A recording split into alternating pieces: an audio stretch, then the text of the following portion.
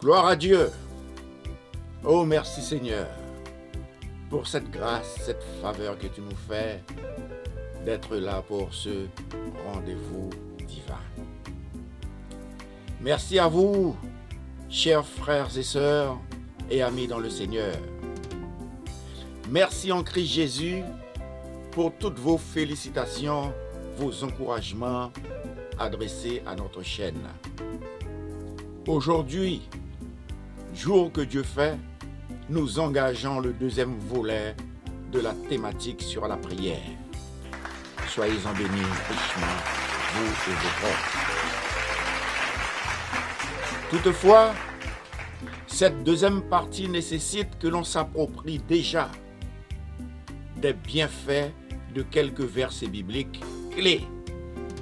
À l'exemple d'Apocalypse 1, à partir de la deuxième partie de ce verset 5 jusqu'à 6, qui déclare, et je cite, « À celui qui nous aime, qui nous a délivrés de nos péchés par son sang, et qui a fait de nous un royaume des sacrificateurs pour Dieu son Père, à lui soit la gloire et la puissance au siècle des siècles.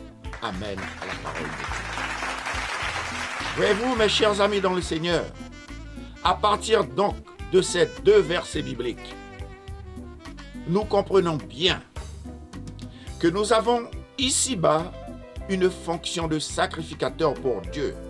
Dis Amen si tu le crois. Et ce rôle de sacrificateur nous conduit à nous tenir devant Dieu pour plaider au travers de la prière la cause des autres et la nôtre. Cela veut dire, mes amis, que la prière est donc un choix de Dieu qui nous permet, premièrement, d'exercer notre appartenance à la filiale de Dieu et dans cet exercice spirituel, exprimer à Dieu notre reconnaissance. Observez que je dis bien dans cet exercice spirituel, parce que la prière doit s'accomplir, mes amis, comme une activité physique pratiquée par un sportif. En effet, voyez-vous, la volonté de Dieu est que tout croyant chrétien développe sa vie de prière comme un exercice spirituel, pour manifester à Dieu son amour, conformément à ce qui est déclaré dans 1 Timothée chapitre 4, les versets 7 à 8. C'est ce que l'on appelle, mes chers amis, développer une vie de piété. Alors, chaque jour, ou plusieurs fois par jour, le croyant chrétien doit s'exercer et s'entraîner à sa vie de piété. Car la vie de piété est utile à tout, déclare la parole de Dieu. Et ce tout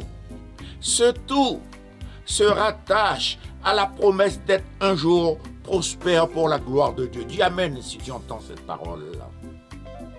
Ce tout, dis-je, nous ouvre la porte à toutes les promesses de Dieu pour notre vie présente et pour notre vie qui est à venir. Alléluia. Gloire à Dieu. Par conséquent, c'est bien en priant chaque jour avec constance que nous allons développer la persévérance qui est une des vertus les plus importantes dans notre vie de croyants chrétiens ici-bas.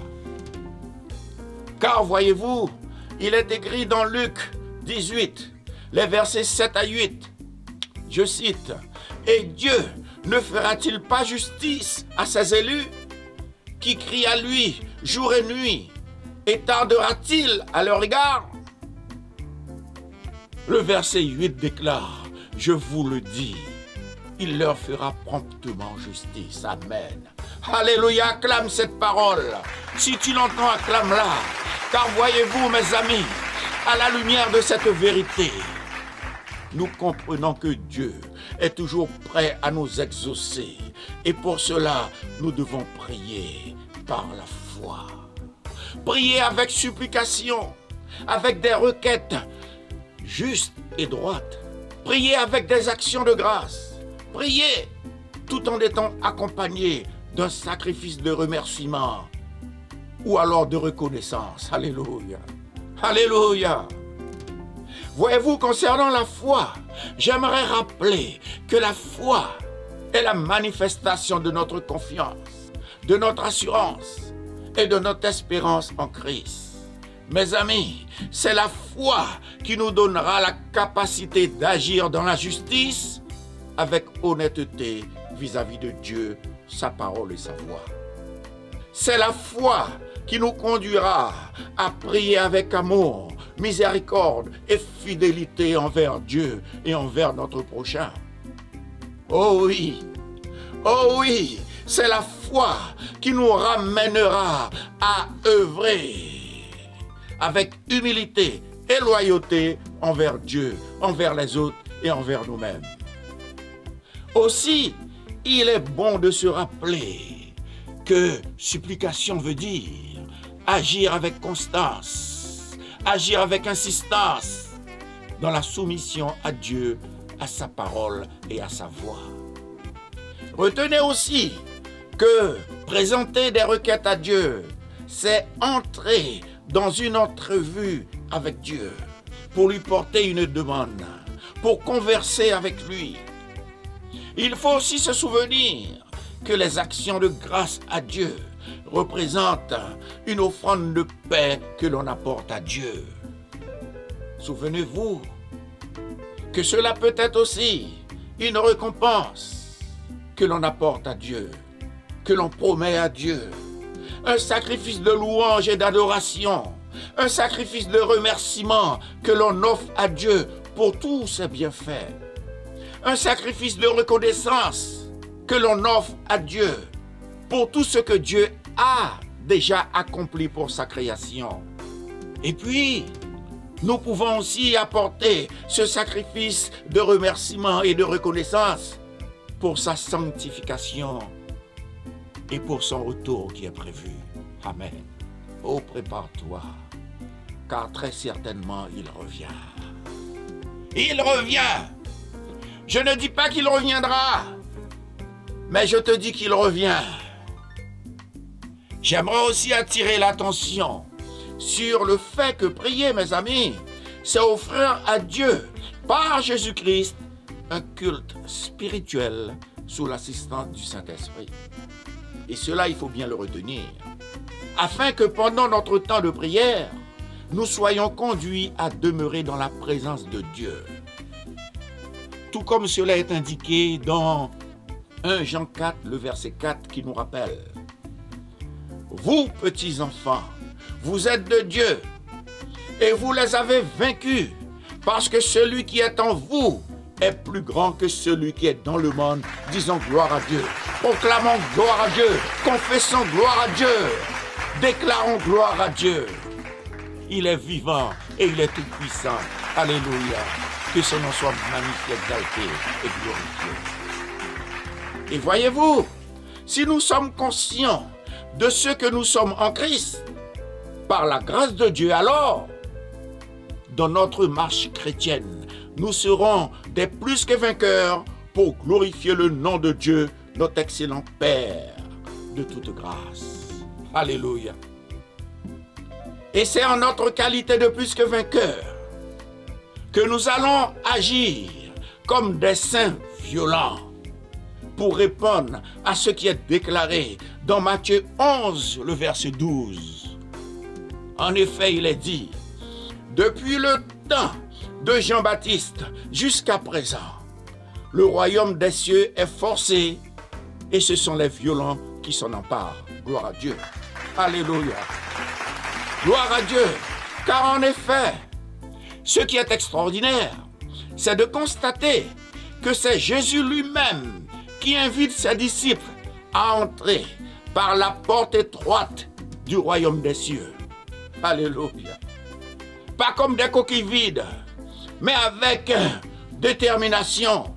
C'est ce qu'on appelle une sainte violence, pour exercer en réalité une violence qui implique une réelle volonté de combattre toute forme d'adversité qui bloque l'accès des saints de Dieu à l'abondance des richesses des grâces de Dieu. Alléluia! Alléluia, gloire à Dieu! Priez, mes amis, c'est une vraie et sainte violence qui nécessite un positionnement audacieux sur la base d'une vie conforme. Une vie conforme à l'autorité de Dieu, à son pouvoir caractérisé par sa parole et à la voix de sa toute-puissance manifestée par le Saint-Esprit. Oh oui, le Saint-Esprit qui est chargé de nous conduire à répondre à ce que Dieu attend de chaque croyant au travers de Michée 6, le verset 8. Pour accéder tout simplement dans le royaume des cieux. Oh oui, nous allons devoir, mes amis, pratiquer la justice, aimer la miséricorde et marcher humblement avec Dieu pour entrer dans le royaume des cieux. Oh, gloire à Dieu. Oh Seigneur, merci. Car, mes amis, s'il y a tant de ruses et de subterfuges provenant de Satan et ses démons, c'est pour, premièrement, par tous les moyens, usurper le royaume qui nous est dû. Et secondement, pour contrecarrer dans notre vie chrétienne les projets de paix, l'avenir et l'espérance que l'Éternel Dieu nous a promis conformément à Jérémie 29, le verset 11. Alléluia. Oh, gloire à Dieu. Il nous a promis un avenir et il nous a promis une espérance certaine. Au nom de Jésus. Mes amis en Christ, les violents qui peuvent forcer le royaume des cieux ne se comparent pas avec le sadique qui prend plaisir aux souffrances physiques et psychologiques des autres. Non. Le violent citoyen céleste du royaume des cieux ne ressemble pas au psychopathe qui vit dans un mensonge qu'il se fabrique pour manipuler et tromper par profit et par plaisir de faire du mal à autrui. Non. Voyez-vous, le sadique ou alors le psychopathe, ceux-là sont des fils du diable. Ils sont de la génération de Caïn et ils n'ont aucun sens de l'amour, de la vérité et de la miséricorde.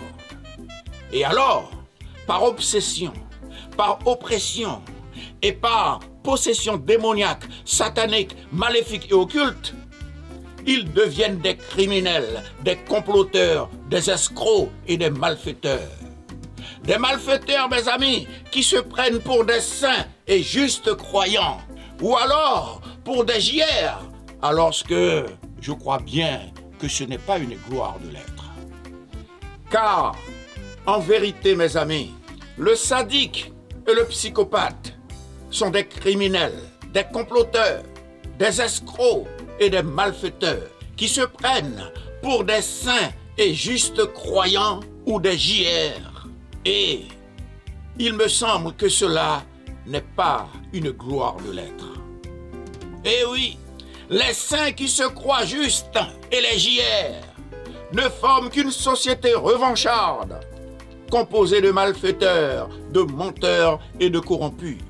Et cela, je le dis, n'est pas à la gloire de Dieu. Cela n'est pas la gloire du Dieu très saint, car en vérité, mes amis en Christ, cette puissante et profonde déclaration que Jésus adresse à chaque disciple pour le stimuler à saisir le royaume des cieux est une sorte de violence morale qui ne ressemble pas à celle des saints qui se croient justes et les JR qui sont menaçants, violents et revanchards. Voyez-vous, cette sorte de violence morale à laquelle Jésus lui-même nous appelle est en vérité une sainte violence pour exercer notre fonction de sacrificateur avec force, puissance, amour et sagesse, afin de conquérir des espaces pour le royaume de Dieu, ici-bas, au nom de Jésus. Donc cela n'a rien à voir avec la méchanceté. Cela n'a rien à voir avec le mépris. Cela n'a rien à voir avec l'esprit de vengeance et de revanche.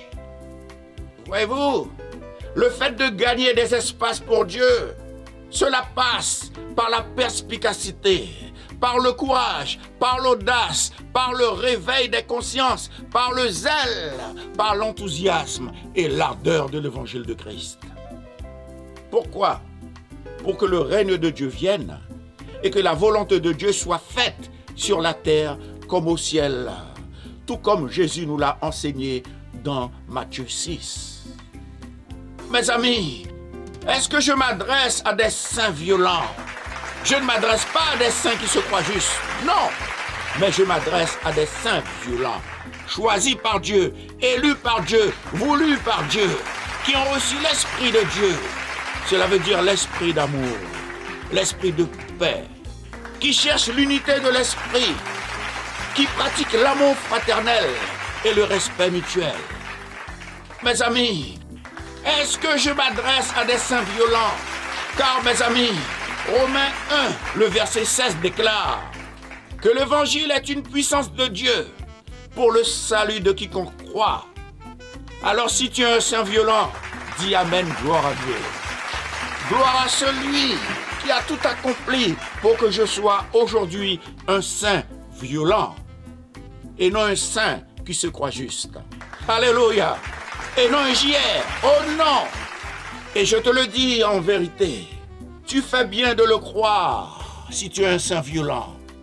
Tu as bien raison de dire Amen, puisque dans 2 Timothée, le chapitre 1, le verset 7, il est écrit: car ce n'est pas un esprit de timidité que Dieu nous a donné, non, mais un esprit de force, d'amour et de sagesse.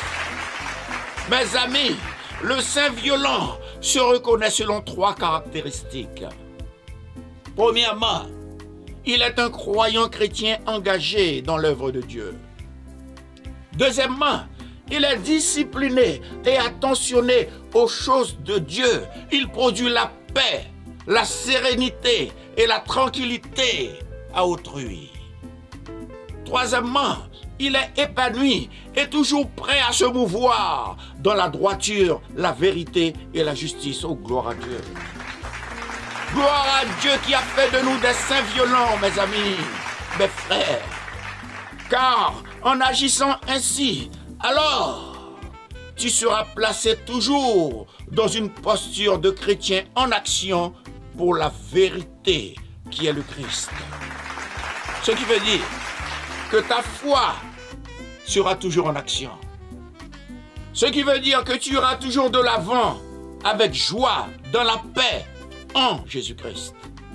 Ce qui veut dire que tu resteras enseignable en toutes circonstances pour acquérir la connaissance qui te conduira à obéir à Dieu, à sa parole et à sa voix.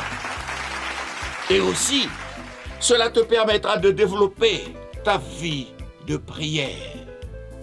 Et cela va se remarquer dans ta manière de servir Dieu et dans ta manière de servir les autres au regard de tes activités dans l'Église du Seigneur. Alors, à toi qui es un saint violent, oui, un saint violent qui a reçu l'esprit de grâce, qui n'est autre que le Saint-Esprit, je souhaite que tu prospères à tous égards et sois en bonne santé comme prospère l'état de ton âme. Alléluia. Ainsi s'achève cette prédisposition pratique sur le thème de la prière. Je vous dis donc à très bientôt pour le 3e volet. Soyez-en richement bénis et fortifiés dans le Seigneur, au nom de Jésus-Christ, vous et vos proches. Qu'il en soit ainsi fait. Amen. Force par le Saint-Esprit. Alléluia.